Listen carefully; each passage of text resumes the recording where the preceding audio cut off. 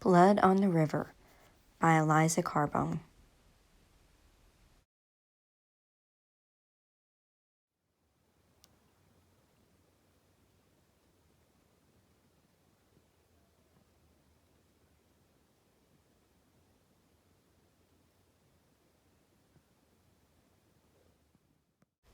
Chapter 1.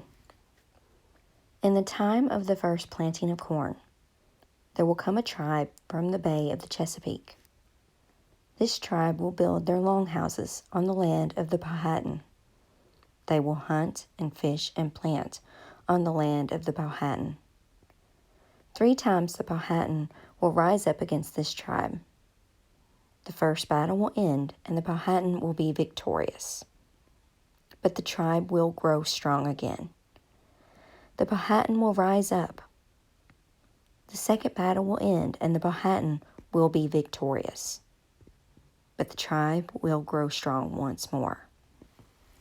The third battle will be long and filled with bloodshed. By the end of this battle, the Powhatan kingdom will be no more.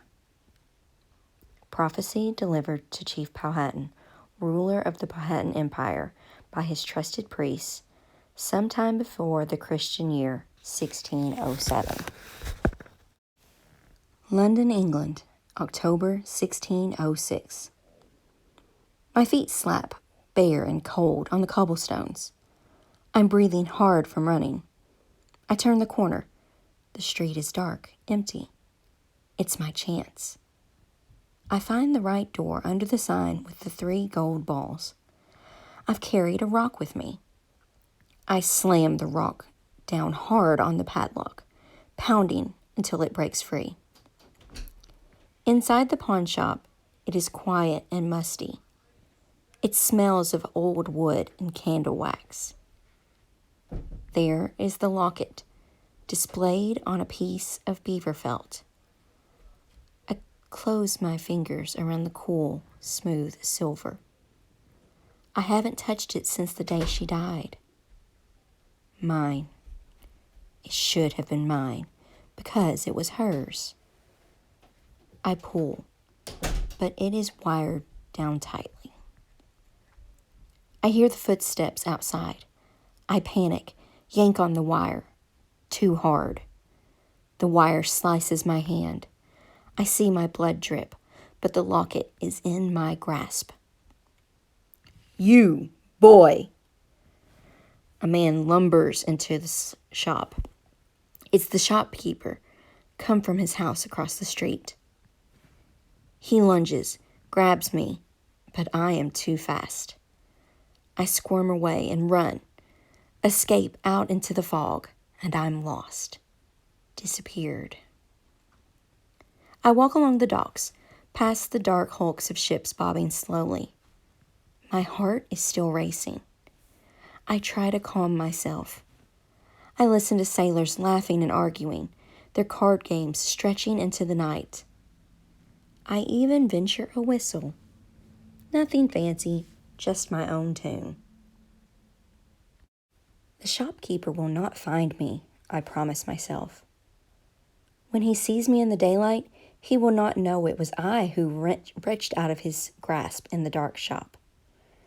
And he certainly would never guess that I have not stolen anything, only taken back what is mine. It should have been given to me when she died, this locket of my mother's. This will bring a pretty penny, they said at the poorhouse. It will pay for some of the extra food you eat. Can I help it if I'm always hungry? Then they expected me to stay on and keep working in the nailery. Keep letting them beat me when they felt like it. As if I wanted to live in the poorhouse. As if Mum and I had wanted to be kicked out of our cottage on our farm. As if the blight was our fault and we wanted the crops to rot in the fields and had planned all along not to pay the rent to the lord of our cottage. But I chose the streets instead. I'd rather dig in the garbage heaps with the rats for my meals. Who knows? Maybe my mom would still be alive if she hadn't been a widow and hadn't had to work so hard. first for the greasy, fat gentleman who owned our farm and cottage, and then, after we'd been kicked off, making nails for 12 hours a day to pay our way at the poorhouse. Maybe she would still be alive if she'd had an easier time of it. Not my father, though. He would have drunk himself to death no matter what. I find my favorite hollow near the London Bridge. Spiked on a pole atop the bridge is the severed head of a traitor, a man who betrayed the crown of England and paid for it with his life.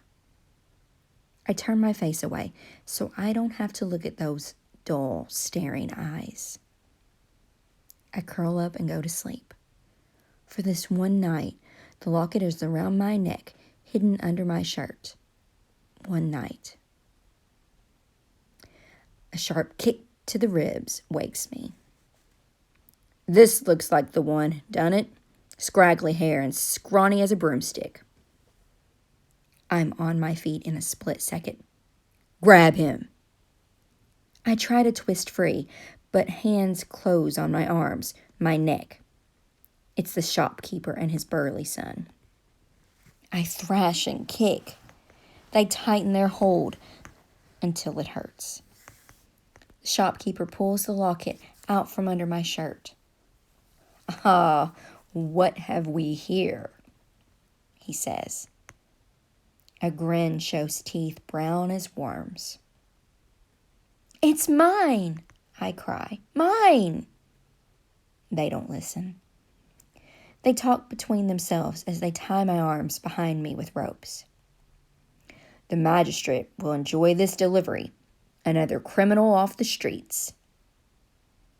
The sooner he's hanged, the better. I throw my head back hard. It hits the son square in the chin. Ow! He cries. He made me bite my tongue. He returns my blow. One swipe with his hand to the side of my head, just like my father used to do. And just like in the old days, I see black, feel my knees crumple, and I'm out before I hit the ground.